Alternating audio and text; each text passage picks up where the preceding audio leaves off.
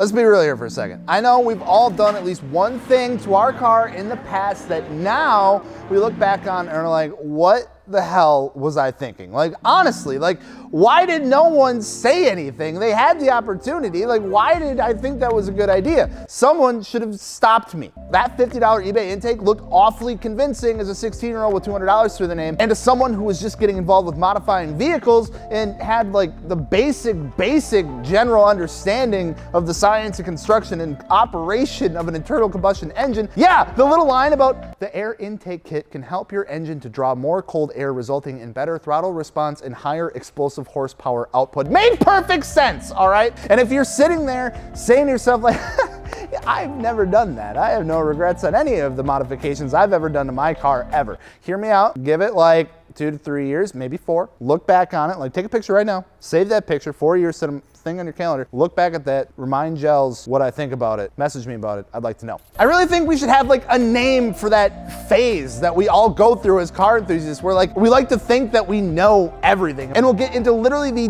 dumbest arguments about the dumbest.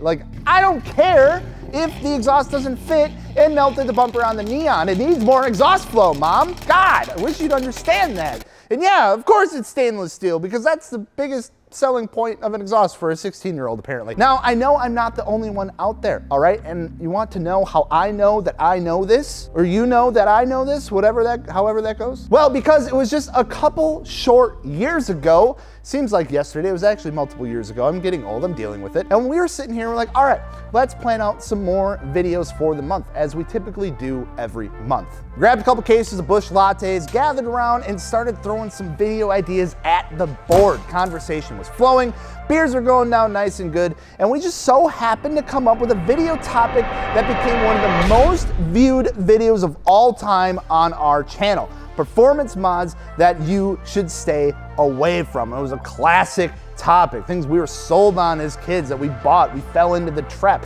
and now today we're like, what the hell was I thinking? And you guys loved it, I loved it, the team loved it, and we've all been there, and we know you guys have been there. And like I said, if not yet, give it some time, trust me. But since it's been a couple years since we took a journey down that road into that video, we thought it was time to take a look and see if some of those same things still apply. Are those things still out there? Are they still available, or have they actually died off? Or are people falling for that same old trick? Spoiler alert, yeah, they are. So sit down, grab a beverage, and let's reminisce on this 2021 rewind of performance mods you should stay away from.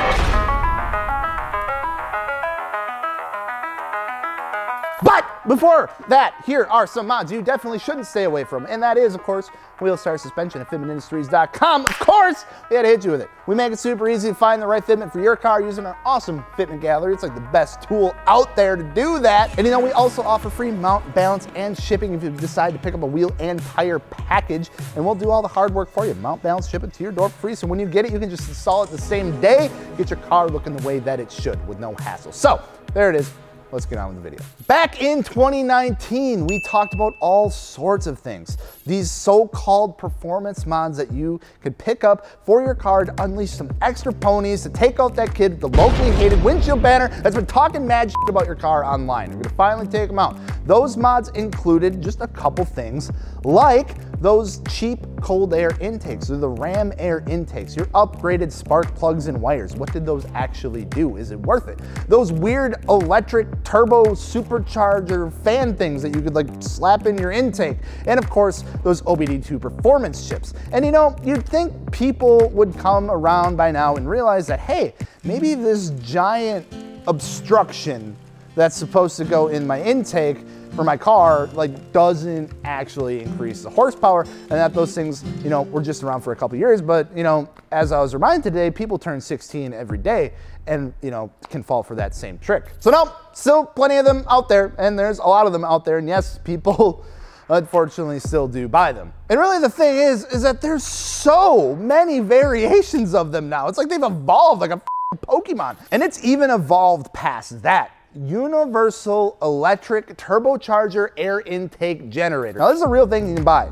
Like, this is a real thing. Now, I know technology has come a long way, right? Auto manufacturers are pushing the envelope when it comes to new ideas and hybrid technologies and things like that. And yes, there are turbochargers out there that have electric motors built into them. Audi, for example, has them, but instead of, you know, what you would think of just relying, a turbocharger relying on an electric motor to provide the power to it to spin the compressor itself, it's really only there to keep that compressor blade spinning at low RPM, and it helps with that boost leg. Now that is pretty neat, all right? That's some pretty high-tech shit. However, if I have to be the one to tell you, I'm sorry, but do not buy these. They're all a gimmick, trust me. As a guy who's owned naturally aspirated cars his entire life, I wish it was as easy as spending $50 to boost my car. Honestly, you'd probably have better luck sticking your mom's hairdryer into the intake. Has anyone ever tried that? You know, when we go over all of these, I think what it truly comes down to, and why we truly, you know, may have fallen for these things in the past, is that we typically always want to take the easy route, take the cheap way out. And what's the easiest way I can get more power and performance out of my car without either A, having to spend a ton of money, or B, doing a ton of work to my car. And as a former auto parts specialist, I have the plaque to prove it, all right? Went through the training, did all the stuff. I can tell you about the countless times people have come into the store, all right? They open the door, they walk in, they make like a little bit of eye contact with you, but then they just bolt like right to like the corner with like the engine additives like section of the store. Snag that little red bottle, maybe a handful of those little red bottles. Maybe take a quick scroll through the performance aisle, take a look at all the pin-up decals and fender stick-on vents and all that kind of stuff. And eventually come up to the front counter, they drop them off the front counter, they're ready to check out. And what are those little red bottles, you say? Well, I'm glad you asked, because those little red bottles are Lucas Racing Oil's Octane Booster, baby, racing formula. Magic in a bottle, instant horsepower. Stop listening to what I'm saying because it's all sarcasm. Octane Booster can be incredibly useful. I mean, there's a reason that it exists. There's a reason that it's out there. There's a reason that it continues to be sold in stores and things like that. However, there's a pretty general misconception when it comes down to what it actually does, and in turn what octane actually is and what it does for your engine. Increasing your fuel's octane is to help against things like pinning and knocking, which usually happens in higher horsepower applications, especially vehicles that are boosted or anything that has been tuned. That's why a lot of people like to go with E85 when they're doing a tune or any additional horsepower gains, not because it makes more power than regular fuel, just E85 and ethanol, but it's because it has a much higher octane rating, which allows you to make more horsepower safely.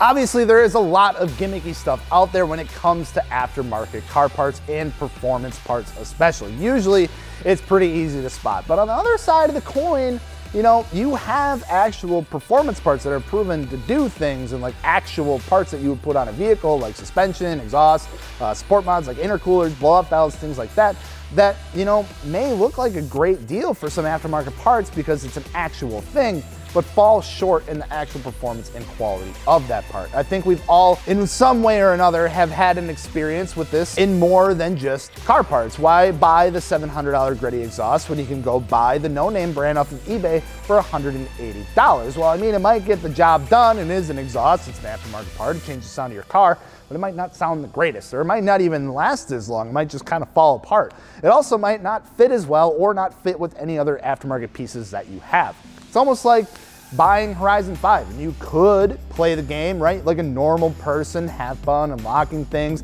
enjoying the progression of the storyline, you know, buying the more expensive cars to progress along the way, or, you know, just exploit the Goliath thing and unlock everything and ruin the entire replayability of the game in one day. I don't know why that is an analogy that I want to go with, but I think it's stupid, so you stop it, play the game. The old adage, you get what you pay for, works most of the time and is pretty accurate. Yes, of course, there are some parts out there that come in at a lower price point, and that don't necessarily mean that they're a lower quality part or you shouldn't get them. Our suggestion would be, go do your research. Go look at what the reviews say. Go see people who have ran those parts or bought and ran those parts, see what experiences they've had with it. Would they recommend it, yes or no? And of course, keep that price in mind. Like I said, you're most of the time going to get what you pay for. So there are some performance mods that you should stay away from. If you guys have been around for a while, I hope you guys have enjoyed this trip down memory lane a little bit, going over an older video and seeing what may or may not have changed or what's new in the aftermarket car world of today. So of course, if you guys enjoyed this video, please don't forget to like and subscribe and leave a comment down below if you've had any experience with any of these parts and let us know how it went. But in the meantime, wheel side suspension, fitmentindustries.com. I'm Gels. We'll see you later.